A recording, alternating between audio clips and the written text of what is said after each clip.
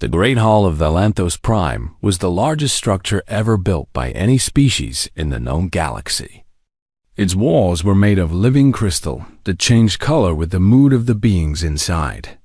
Today, the crystals glowed a calm blue as over 300 different species gathered for the Centennial Assembly of the Galactic Council. Ambassador Lena Brooks sat in the human section with her small team. She was a tall woman with gray hair and sharp eyes that had seen 30 years of diplomatic service. Beside her sat Commander Jake Torres, her military advisor, and Dr. Nina Cross, the science attaché. They were the only humans in a room filled with creatures that looked like nothing Earth had ever imagined. The Villani floated near the ceiling, their bodies made entirely of golden light. The Kryn stood on 4 powerful legs, their armored bodies covered in thick scales. The Gorthaks breathed through tubes connected to tanks on their backs, their home world having a completely different atmosphere. And there were hundreds more, each stranger than the last. Lena had attended dozens of these assemblies. They were usually boring. Trade agreements, border disputes, arguments about shipping lanes. The kind of work that kept the galaxy running, but put everyone to sleep. She expected today to be the same. She was wrong. The Corsian delegate rose to speak. His name was Victral, and he was an insectoid being that stood nearly 3 meters tall. His shell was dark green, and his forearms clicked together as he activated the central display. "I bring a matter of galactic security," Victral announced. His voice buzzed through the translator, cold and emotionless. A holographic map appeared in the center of the hall. Stars and planets floated in the air, and every species watched as the image zoomed in on a small yellow star at the edge of the Orion arm. Sol. The human sun. Lena felt her stomach tighten. She sat up straighter in her chair. "Our long-range sensors have detected immobilization," Victral continued. "The Dreth Collective is assembling a harvester fleet. Their target is the 3rd planet of this system, the planet called Earth." The hall erupted in whispers. The crystals in the walls flickered from blue to a nervous yellow. Lena heard the word Dreth repeated in 100 different languages, and in every voice she heard fear. Commander Torres leaned close to her. "Ambassador, we need to contact Fleet Command immediately." Lena nodded but kept her eyes on the display. She had heard stories about the Dreth. Every species had. They were ancient beings who traveled from system to system, stripping worlds of everything useful. Water, minerals, atmosphere, life. They took it all. In 10,000 years of galactic history, no civilization had ever survived a Dreth harvest. The Council Arbiter, an ancient being called Moltric, raised a tentacle for silence. "This is indeed grave news. We must discuss how the Council will respond." "What is there to discuss?" The Villani ambassador's voice was like wind chimes. "The Dreth cannot be stopped. The humans must evacuate what they can and find refuge elsewhere. Perhaps they could settle in the neutral zones," suggested another delegate. "A few million might survive if they leave immediately." Lena listened to them talk about the death of her world like it was a minor inconvenience. They discussed evacuation percentages and refugee quotas. No one talked about fighting back. No one even suggested it was possible. Her communicator vibrated. She looked down and saw a message from Earth Command. The words were simple. "Dreth fleet confirmed. 47 capital ships. Estimated arrival, 18 days. 18 days. Her planet had 18 days to live. Her daughter lived in Seattle. Her grandchildren were in school right now, learning math and history, not knowing that an alien fleet was coming to destroy everything they had ever known. Lena stood up. Her chair scraped against the crystal floor, and the sound echoed through the hall. Every eye, every sensor, every optical organ turned toward her. Commander Torres and Dr. Cross stood with her. The entire human delegation rose as one. The arbiter looked surprised. Ambassador Brooks, the discussion is not finished. We must coordinate a response. Lena looked at the ancient being. She had always respected the council, had always believed in diplomacy and patience and working within the system. But the system had no answer for this. The system had already decided that Earth was dead. There is nothing to discuss, she said. Her voice was calm, but her hands were shaking. We are leaving? The arbiter seemed confused. Where will you go? Home. She turned and walked toward the exit. Her team followed without hesitation. Their footsteps were the only sound in the massive hall. 300 species watched in stunned silence as the humans moved toward the door. Ambassador Brooks! The arbiter called after her. What do you expect to accomplish? The Dreth have never been defeated. Your fleet is small. Your technology is young. You cannot win this fight. Lena stopped at the doorway. She turned back to face the council one last time. The crystals on the walls had turned a deep purple, the color of confusion and sorrow. We're not asking for your help, she said. We're not asking for your advice. We're going home to stand with our people. That's what humans do. She walked out. The doors closed behind her in the great hall. Silence hung like a heavy fog.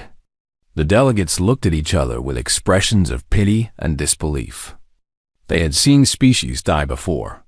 They had watched civilizations fall to the Dreth with prayers and screams and desperate pleas for mercy. But they had never seen anyone react like this. The Kryn delegate, a scarred warrior named Grothmer, was the first to speak. He had fought alongside humans once, years ago, in a small border conflict. He remembered how they had refused to retreat, even when they were outnumbered. He remembered the look in their eyes.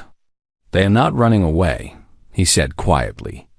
They are running toward the fight. The Vellani ambassador made a sound like sighing wind. Then they are fools.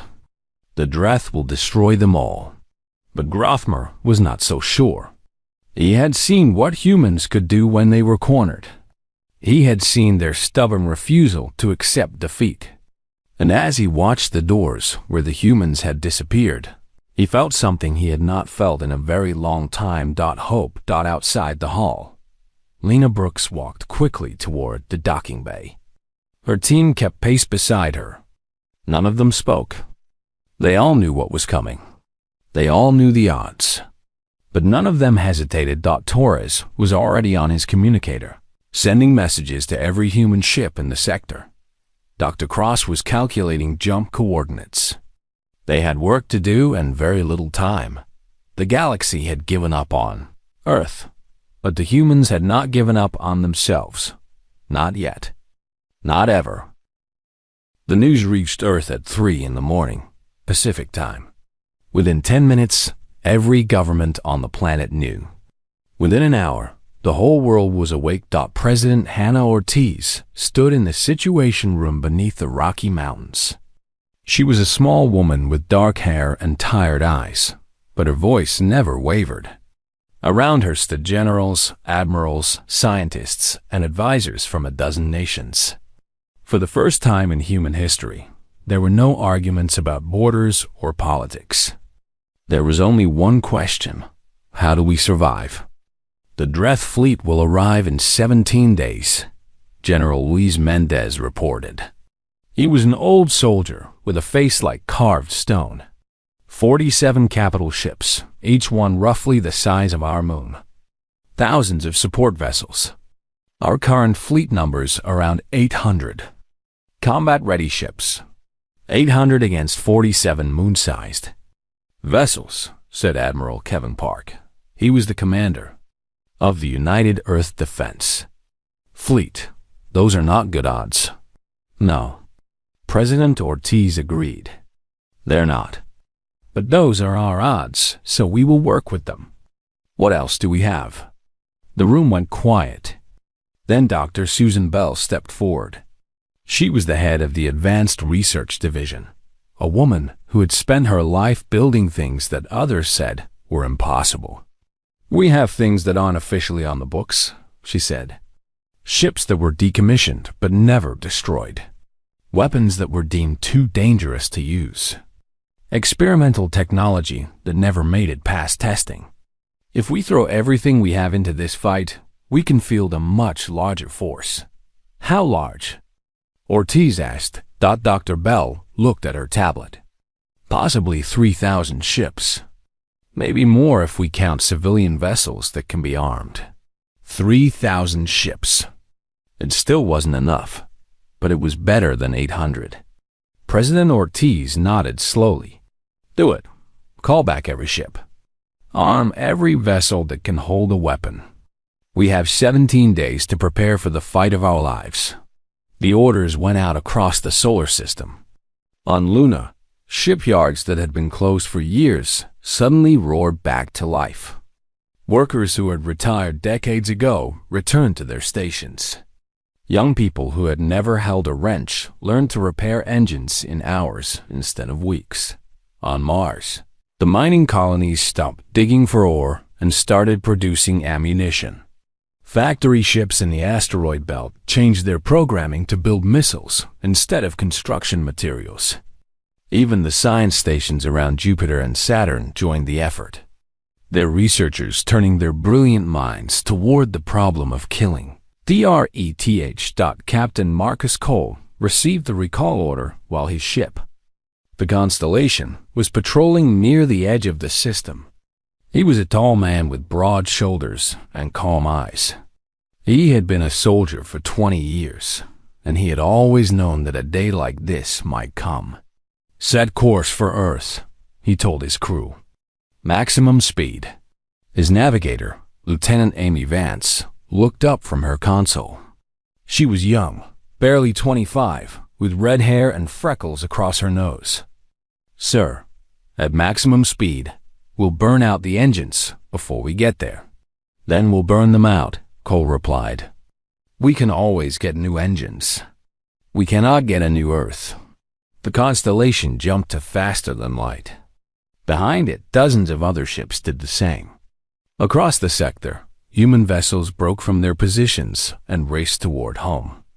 Cargo ships, patrol boats, even personal yachts. Anything that could fly was flying. Back on Volantis Prime, the Galactic Council watched the human exodus with growing confusion. Their observation probes tracked the movement of human ships, and what they saw made no sense. They are not fleeing, the Arbiter said slowly. They are gathering. Gathering for what? Asked the Volani ambassador. A final ceremony? A mass suicide? The Kryn delegate, Grothmer, shook his large head. No, they are gathering a fight. That is madness, another delegate said. The Dreth cannot be fought. Their shields are impenetrable. Their weapons are unstoppable. Every species that has tried to resist them has been destroyed. Grothmer remembered something a human soldier had told him once, after a battle where the humans had lost many of their own. The alien had asked why humans kept fighting when they knew they would take losses. The soldier had looked at him with strange eyes and said, "We don't know how to stop." On Earth, the preparations continued. In every city, volunteers lined up to help. Factories ran 24 hours a day. Schools became emergency shelters. Hospitals prepared for casualties they prayed would never come dawn in Seattle. A young mother named Maria Santos watched the news while her children slept. Her husband, Diego, was a pilot stationed on one of the orbital defense platforms. He had called her earlier that night, his face tired but determined on the video screen. "I might not come home," he had said. "You know that, right?" "I know," she had replied. "But you're going to try. I'm going to try." That was the human way. They might lose. They probably would lose. But they were going to try. In the depths of space, the Dreth fleet moved steadily toward Sol.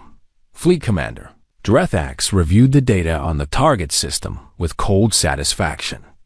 The third planet was rich with water and organic life. The indigenous species had primitive technology and a small defense force. This would be an easy harvest. Drethax had destroyed 37 worlds in his long life. He had watched civilizations beg for mercy and crumble into dust. He had never lost a battle, never even faced a real challenge. The humans would be no different, but as the fleet drew closer to Sol, the sensors began to pick up strange readings.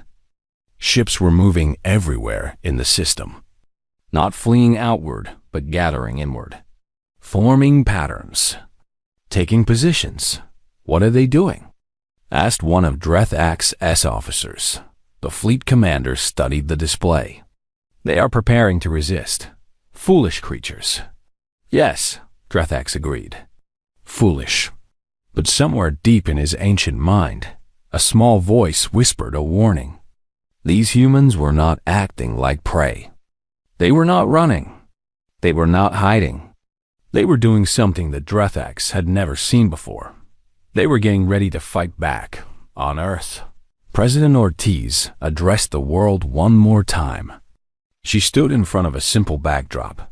No flags or symbols, just a woman talking to her people. They are coming, she said. They think we are weak. They think we will break. But they have never met us before. They do not know what we are capable of. They do not know that humans have spent their entire existence fighting against impossible odds. We have survived ice ages, plagues, wars, and disasters. We have climbed mountains and crossed oceans and reached for the stars. And we will not stop now. She paused and looked directly into the camera. 17 days, my friends. We have 17 days to show the universe what humanity is made of. Let's make them count. The screen went dark, but across the world, lights stayed on. People worked. People prepared. People held their loved ones and promised to protect them. The long night had begun, but dawn was coming, and so were the humans. The Dreth fleet emerged from subspace like a swarm of dark clouds rolling across the sky. 47 capital ships, each one so large that it blocked out the stars behind it. Their hulls were black and covered with strange patterns that seemed to move and shift in the dim light. Around them flew thousands of smaller vessels, fighters and bombers and troop carriers, all of them hungry for destruction. Fleet Commander Drethax stood on the bridge of his flagship, the Eternal Hunger. He had been alive for 800 years, and he had seen the death of more worlds than he could remember. This system would be no different. The third planet was blue and green, covered with water and life. His ships would drain it all. Scan the system, he ordered. Show me what defenses they have. His officers worked their controls, and a holographic map appeared before him. Drethax studied it with cold eyes. He saw the orbital stations around the third planet. He saw the small fleet gathering near the fourth planet. He saw the mining operations in the asteroid belt. Pathetic, he said. Begin the approach. Standard harvesting formation. The fleet began to move forward. The capital ships formed a wide arc, their weapons charging with terrible energy. The smaller ships spread out to flank and surround. They had done this so many times that it was almost boring. Move in, destroy the defenses, harvest the planet, move on. Simple. Easy dot, then the sensors went crazy. Commander! An officer shouted. Multiple contacts emerging. From behind every planet in the system, ships appeared. They came out from the shadow of Mars, from behind the moons of Jupiter, from the asteroid belt where they had been hiding among the rocks. They rose from the rings of Saturn and launched from hidden bases on distant moons. Ships of every size and shape, from massive carriers to tiny fighters, all of them moving toward the Dreth fleet. Drethax stared at the display. How many? The officer's voice was shaking. Over 3,000 confirmed. More still emerging. 3,000 ships. The humans were supposed to have less than 1,000. Where had they found so many? Drethax felt something he had not felt in centuries. Surprise! Admiral Kevin Park stood on the bridge of the carrier Defiance. He was a man in his 60s with silver hair and a face that had seen too many battles. Around him, officers from 20 different nations worked together in perfect coordination. They had trained for years for a moment like this. None of them had expected it to actually come. "All fleet elements," Park said into the communication system. "This is Admiral Park. The enemy has arrived. You all know what's at stake. You all know the odds. But I want you to remember something. Those creatures out there have destroyed dozens of worlds. They have never been stopped. Today, we show them what it means to face humanity. Today, we become the first civilization in galactic history to fight back. Today, we make them remember our name." Across the fleet, crews cheered. In the fighter base, pilots strapped into their small ships and powered up their weapons. On the carrier Constellation, Captain Marcus Cole watched as wave after wave of fighters launched into the darkness. Lieutenant Amy Vance led the first attack squadron. Her fighter was small and fast, built for speed rather than armor. She had 23 pilots under her command, all of them volunteers who knew they might not survive the day. "Stay in formation," she told them over the radio. "Target their sensor arrays first. If they can't see, they can't shoot."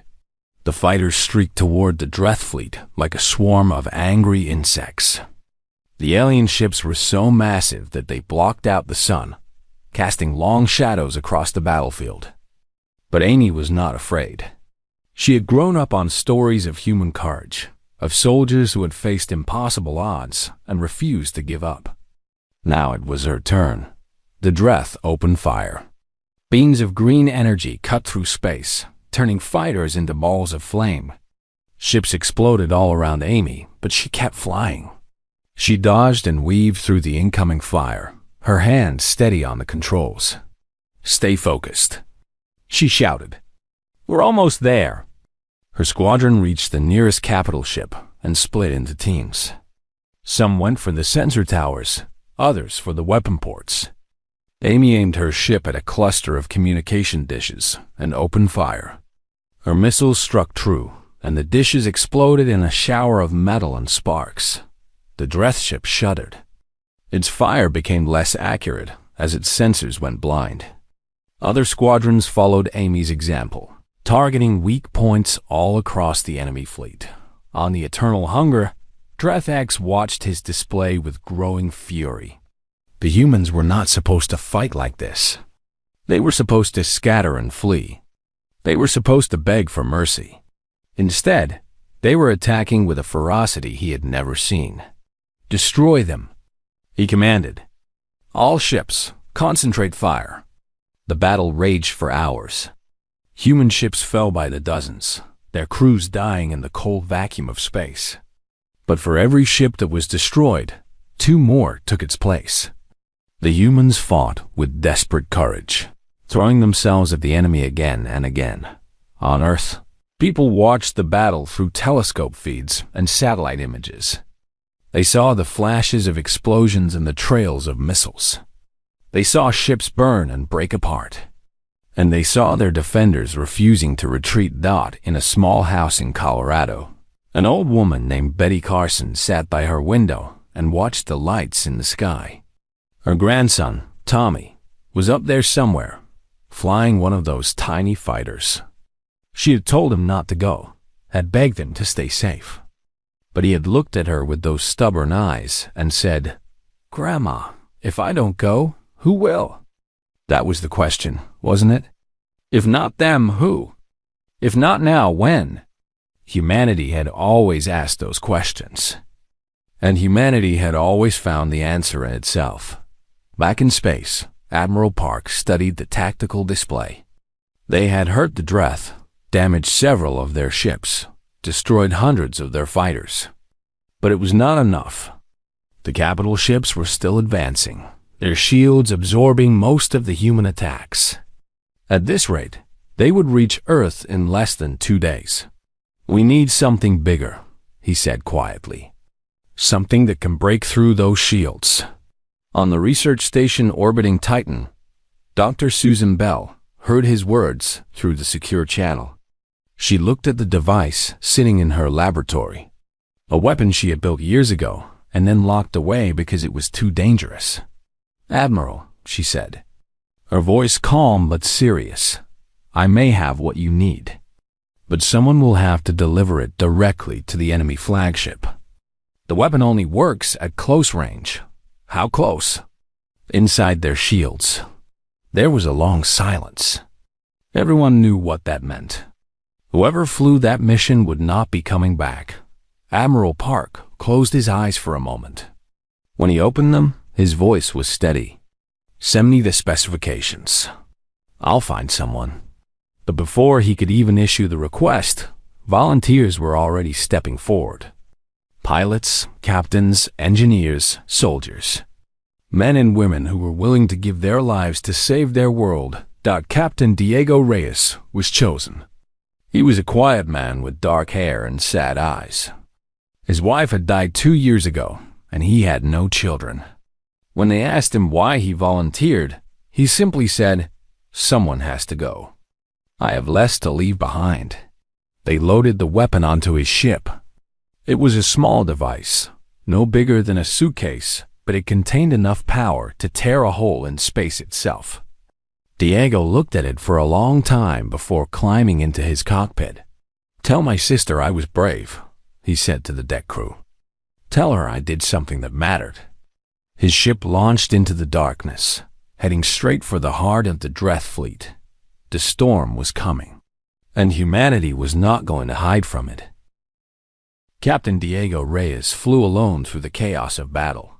All around him, ships exploded and burned, filling space with debris and fire. He kept his eyes fixed on his target, the Eternal Hunger, the massive flagship of the Dreth fleet. It was bigger than anything he had ever seen, a mountain of dark metal floating in the void. His hands were steady on the controls. His heart was calm. He had made peace with what he was about to do. Some people might call him a hero.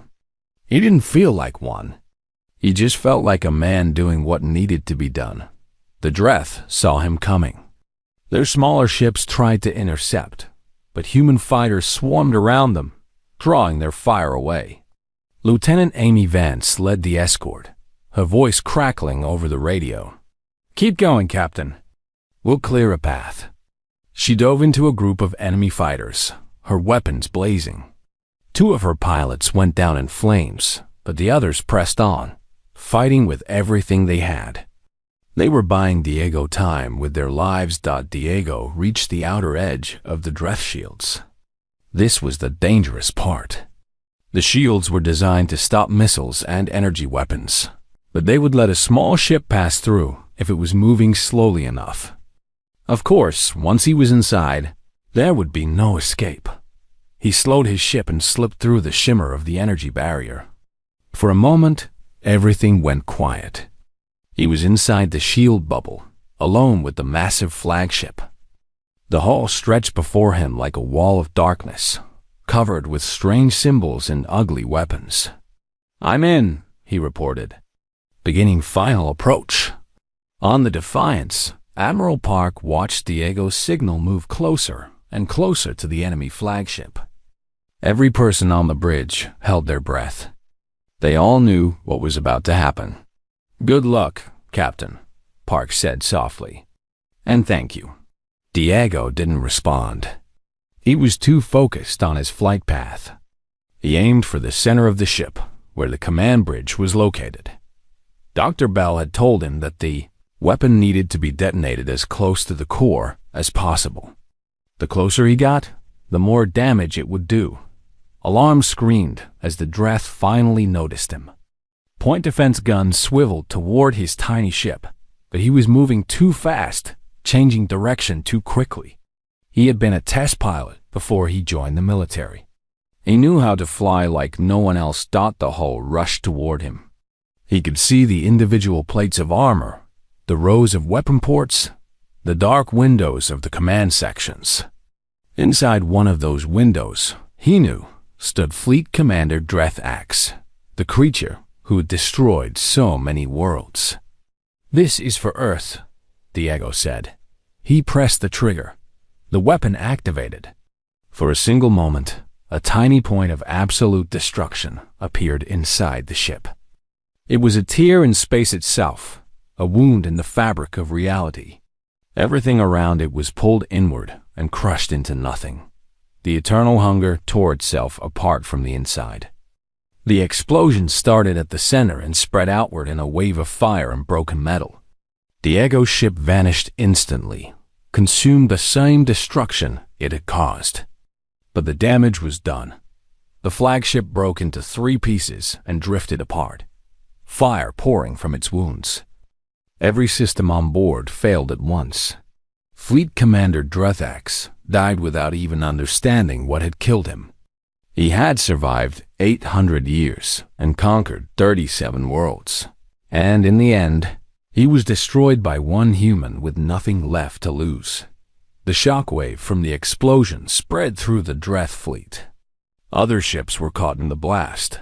Their hulls crumpled and their engines crippled. But even worse was the effect on their organization. The Dreth were not creative beings. They followed orders from above, and with their commander dead, those orders stopped coming. Ships began to collide with each other as their navigation systems failed. Fighters flew in circles, not knowing where to go. Some vessels tried to retreat, jumping into subspace without proper calculations and emerging inside asteroids or in the hearts of distant suns. Admiral Park saw the chaos spreading through the enemy formation. He knew this was their chance. "All ships," he commanded, "press the attack. Give them everything we have." The human fleet surged forward. They hit the confused Dreth like a hammer, driving deep into their broken lines. Carriers launched every fighter they had. Battleships fired their main guns at point-blank range.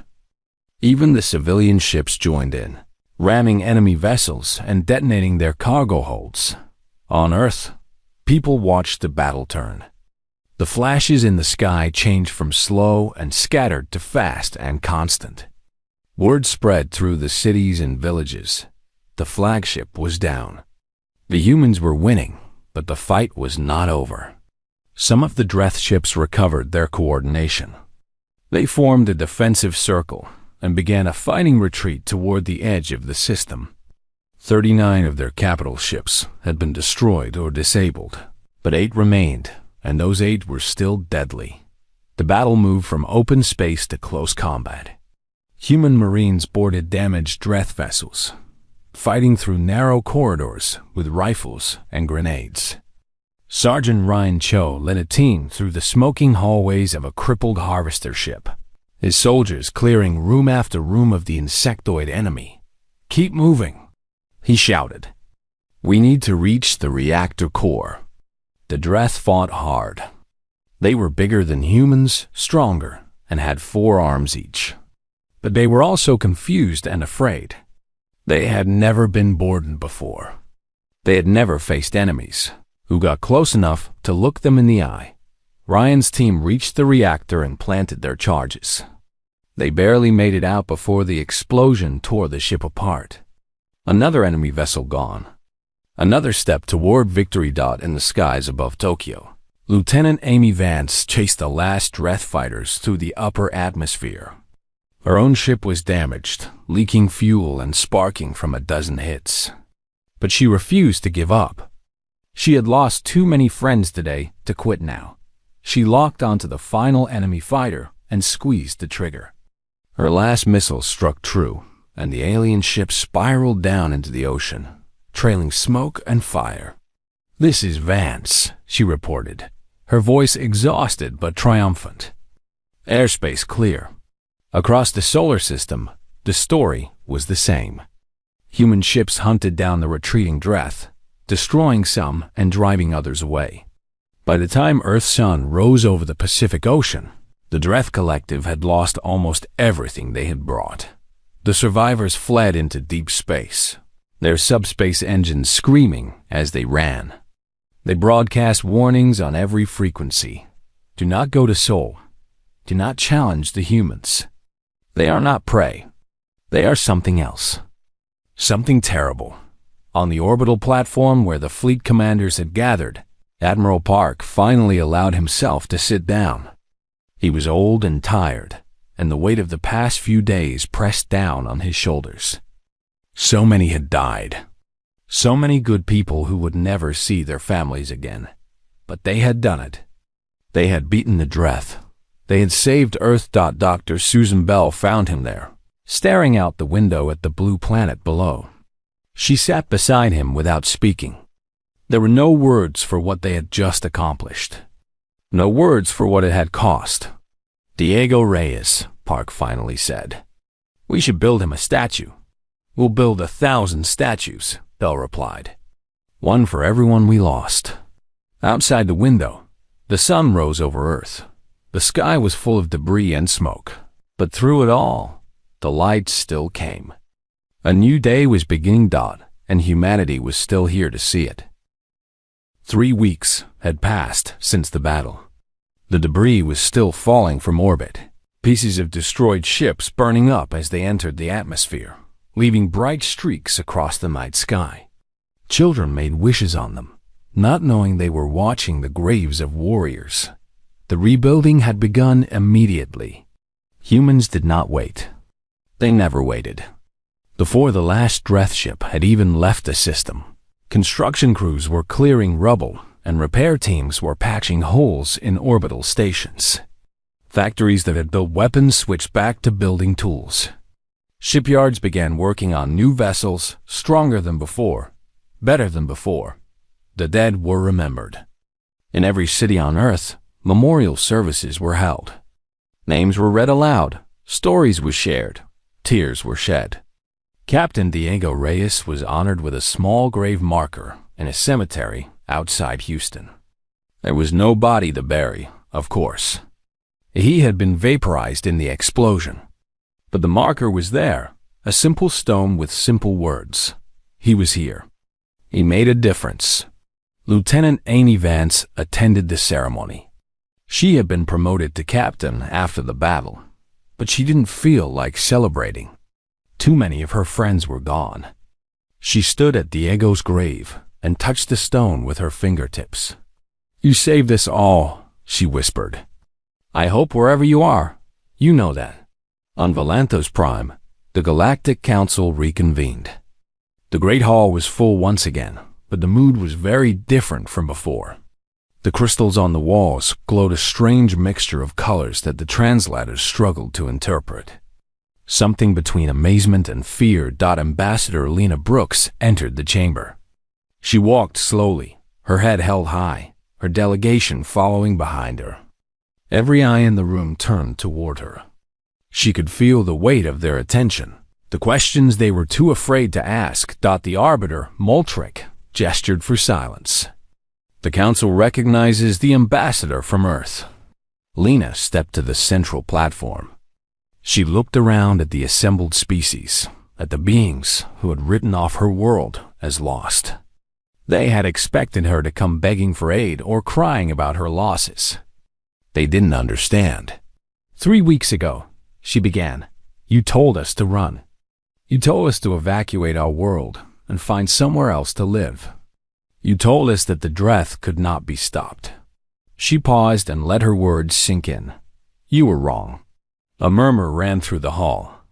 The Vellani ambassador shifted uncomfortably, her light flickering with embarrassment.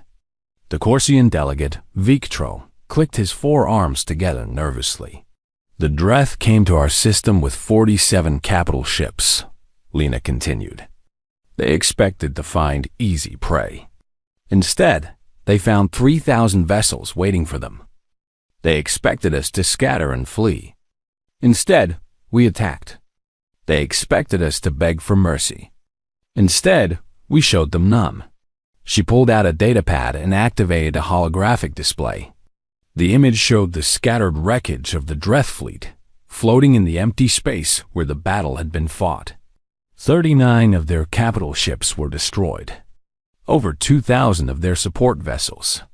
Their flagship was torn apart from the inside by a single human pilot who flew into its core and detonated an experimental weapon.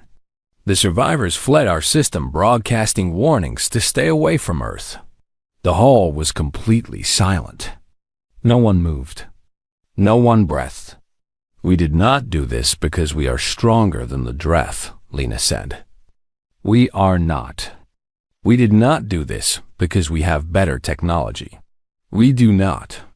We did this because when our home was threatened, we refused to give up.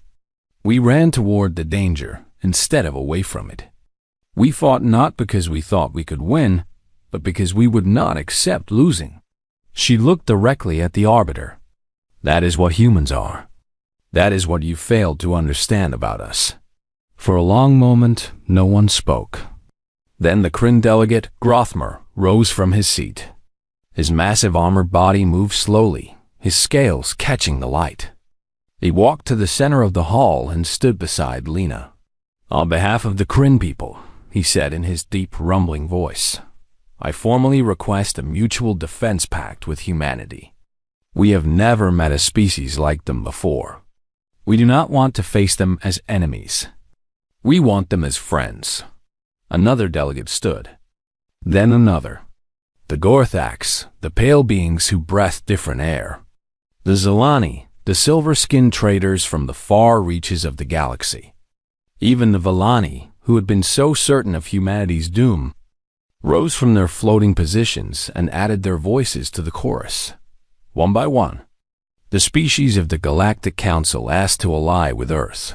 Within an hour, humanity had gone from being a minor civilization on the edge of known space to being the most sought-after partner in the galaxy. Back on Earth, President Hannah Ortiz addressed the world one final time.